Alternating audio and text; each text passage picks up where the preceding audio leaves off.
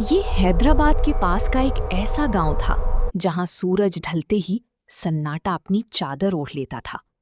गांव के लोग शहर की चकाचौंध से दूर अपनी ही दुनिया में रहते थे।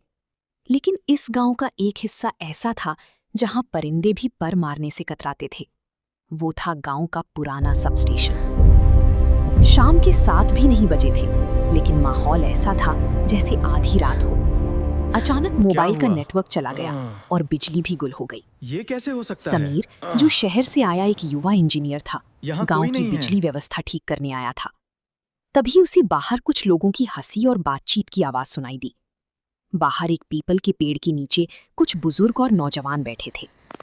समीर उनके पास गया और बोला, रामू काका, ये रोज का क्या झमेला है? जैसे ही अंधेरा होता है बिजली चली जाती है।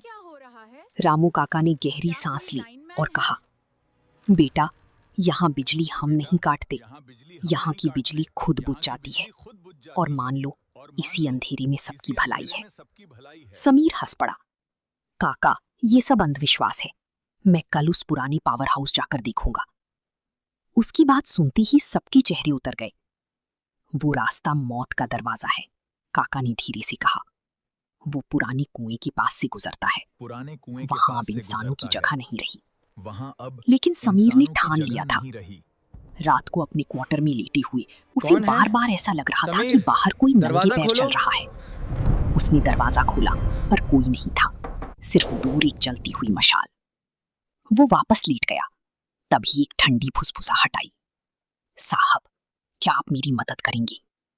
समीर चौंक कर उठा। तभी दरवाजे पर 3 धीमी दस्तक हुई। दरवाजा खोलते ही सामने एक लड़का खड़ा था, चेहरा बिल्कुल सफेद। मेरा नाम सोमेश है। मेरी माँ बहुत बीमार है। कोई मदद नहीं कर रहा। कृपया मेरे साथ चलिए। समीर का दिल पसीज गया। वो फर्स्ट एड किट लेकर उसके साथ चल पड़ा। गांव की गलियां सुनसान थीं। अजीब बात ये थी कि समीर को अपने कदमों की आवाज सुनाई दे रही थी, लेकिन सोमेश जैसे हवा में तैर रहा था। रास्ता घने पेड़ों से घिरा हुआ था। झाड़ियों में हलचल हुई और अंधेरे में 2 चमकीली आंखें दिखाई दी। एक और शिकार। फुसफुसाहट आई। एक और शिकार।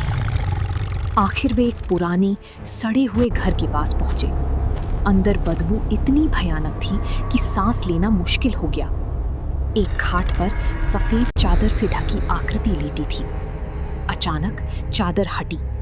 एक बूढ़ी औरत, कंकाल जैसी। आ गए बेटा। आ गए बेटा। क्या तुम मेरा अंधेरा दूर करोगे? अंधेरा दूर करोगे? समीर डर गया। तभी दीवार पर सोमेश की परछाई दिखी, लेकिन वो खुद वहां नहीं था। 2 साल पहले इस खंबे ने हमें मार दिया, आवाज गूंजी। आज भी उसे एक बलि चाहिए। समीर भागना चाहता था। क्या हो रहा है? लेकिन उसके पैर खुद बहुत खंबे की ओर बढ़ने लगे। ये मुझे खींच रहा है। उसने देखा, सोमेश तड़प रहा है। उसकी माँ चीख रही है। गांव वाले तमाशा देख रहे हैं। बस एक स्पर्श और उसने खंभे को छू लिया। समीर का हाथ उठा और उसने खंबे को छू लिया। एक भयानक चीख और सब खत्म। अगली सुबह गांव में खुशी थी।